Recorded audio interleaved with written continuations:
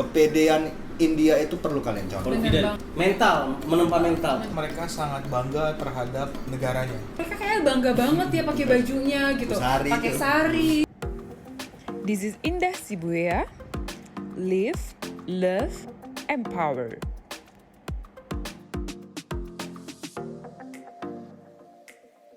Halo guys, welcome back to my YouTube channel. Hai. Oke, nah itu tadi kita udah bahas makanan, kita bahas tentang pengalaman first impression. Nah dari pengalaman yang udah 17 tahun, 6 tahun, dan 1 tahun, itu pasti banyak banget yang dipelajari dari India, baik itu tentang culture-nya, baik itu tentang mungkin politik, ekonomi, dan banyak lah, apalagi yang memang bekerja Sosial, di masyarakat. sosial, masyarakat. Nah mungkin boleh share dong apa nih value yang mungkin ada di India, nilai-nilai yang ada di India yang bisa mungkin diterapkan nanti untuk saat misalnya kembali ke Indonesia for good gitu ya. Apa sih yang bisa diterapin? Mungkin boleh share dari Mas Isan. Aku dulu ya. Jadi aku sedikit ada penjelasan dikit ya. Boleh, Ini ya. penting nih. Waktu aku pergi ke India, ada tuh orang tua dari teman aku bilang, ngapain kamu ke India? India itu kan miskin, negara miskin. Nah, terus aku biarin aja karena udah niatnya Oke. kuat. Pergilah ke India. Setelah aku berapa tahun tinggal di India gitu kan, udah kerja, punya penghasilan, pulang lagi jumpa dengan orang yang sama. Dia bilang, ngapain kamu di sana? Di sana negara miskin. Nah, terus aku bilang sama dia kan gini. India cuma satu sekarang untuk menjelaskan. Aku ngomong terlalu panjang juga nggak paham. Dia bilang banyak belajar dan membaca. Jadi banyak di India itu hal-hal yang tidak kita ketahui karena kita nggak mau membuka wawasan tentang India. Betul. Jadi banyak hal-hal yang nggak ada di Indonesia tapi ada di India dan itu bisa menambah banyak pengetahuan buat kita. Benar. Nah itu Benar. akhirnya aku kasihlah dia satu buku tentang India, simple banget bukunya untuk wawasan dari buku itu ada tentang ekonomi, budaya. Jadi dengan buku itu dia bisa tahu banyak. Oh ternyata Indonesia banyak ketinggalan juga untuk beberapa aspek gitu kan. Jadi terus value-nya adalah begini, kalau kita sudah bisa tinggal di antara 1,3 miliar manusia dan kita bisa bertahan dengan waktu yang cukup lama, artinya kita punya mental yang kuat. Kan kalau kita tinggal di negara Singapura yang Malaysia, Indonesia ya udah oke semua, enak banget lah. Betul. Tapi tinggal di antara 1,3 miliar manusia dengan banyak budaya dan tantangannya dan kita bisa survive. Nah, kita istilahnya quote unquote kita bisa tinggal di planet mana aja lah. Tapi dengan kata lain bisa disimpulin tadi pernyataan tadi. Jadi India bisa menjadi referensi bagi anak-anak muda untuk mencari pengalaman. Iya. Nah, Mental, menempa mental. Bentuk banget ya, dapat educationnya dapat, mentalnya dapat, pengalamannya dapat, semuanya nyatu di sini ya. Jadi teman-teman mungkin yang penasaran dan pengen lanjut kuliah mungkin atau nyari pengalaman pekerja bisa banget di sini dan banyak dapat pengetahuan ya Mas ya. Seru banget. Nah mungkin bisa diterapin buat teman-teman yang ada di Indonesia. Untuk Mas Zigir gimana Mas? Iya, kalau saya sih lebih ke spesifik ya, karena kebetulan memang bertugas di beberapa tempat gitu kan, beberapa tempat berdinas gitu. Saya melihat dari karakter orang ini itu perlu kita contoh, terutama bahasa kerennya kepedean. Kepedean, bagaimana mereka berbicara, berhadapan dengan orang, bagaimana mereka menawarkan sesuatu, itu yang patut kita contoh.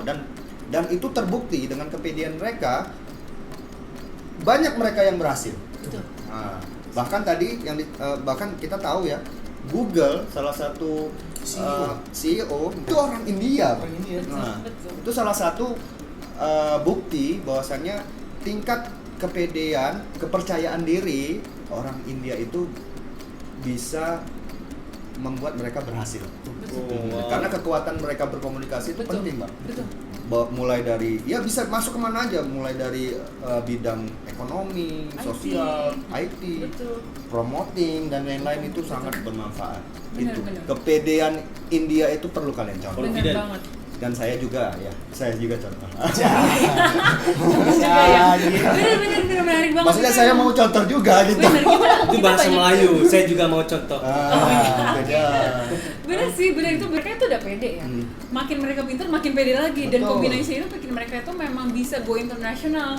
Kita bisa lihat di startup company di Indonesia kayak di kayak Gojek, Tokopedia dan startup company yang unicorn lainnya itu top levelnya itu tuh banyak orang India loh. Saya dengar dari pengalaman ibu-ibu DWP, jadi anak-anak kecil dari SD pun itu udah diajarin untuk presentasi, berdebat. Jadi mereka tampil.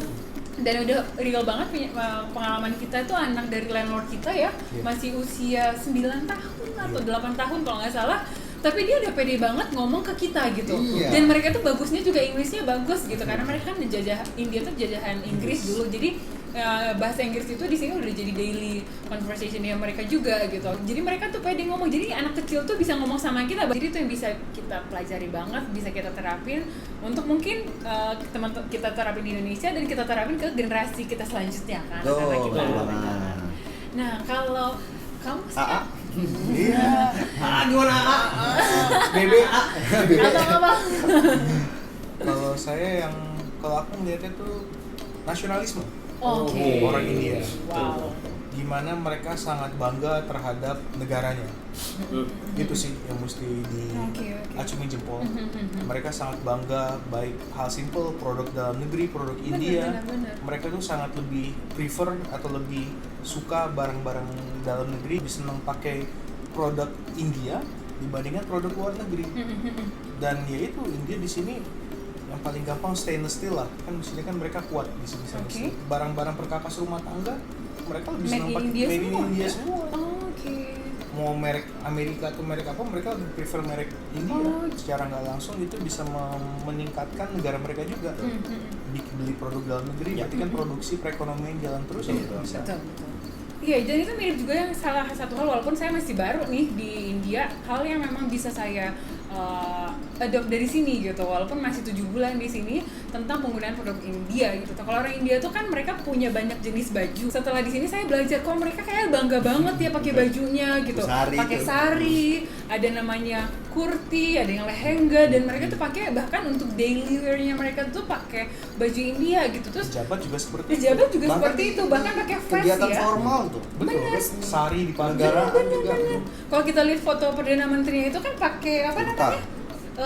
Nehru suit itu ya. Jadi mereka bangga, bahkan foto resminya presiden ataupun perdana menteri mereka pakai baju mereka gitu. Jadi itu jadi reminder juga buat saya gitu sebagai istri dari seorang diplomat juga untuk menerapkan itu di sini. Setiap ada kesempatan sebisa mungkin saya harus pakai batik. Kadang-kadang memang saya masih combine pakai yang baju biasa awal-awal nyampe di sini. Pikiran untuk pakai batik kemana aja, misalnya kalau ada ketemu nanti diplomat lain harus selalu pakai batik. Kemudian kalau ketemu ada event-event tertentu juga mungkin nggak berkaitan dengan diplomat, tapi ya kita pakai supaya orang notice kalau kita tuh beda gitu, kita punya, dan itu yang bisa kita terapin banget. Rasanya nanti saya ketika balik pun ke Indonesia akan semakin bangga, makin sering kayaknya pakai batik, dan itu kan bisa dikombinasiin ya.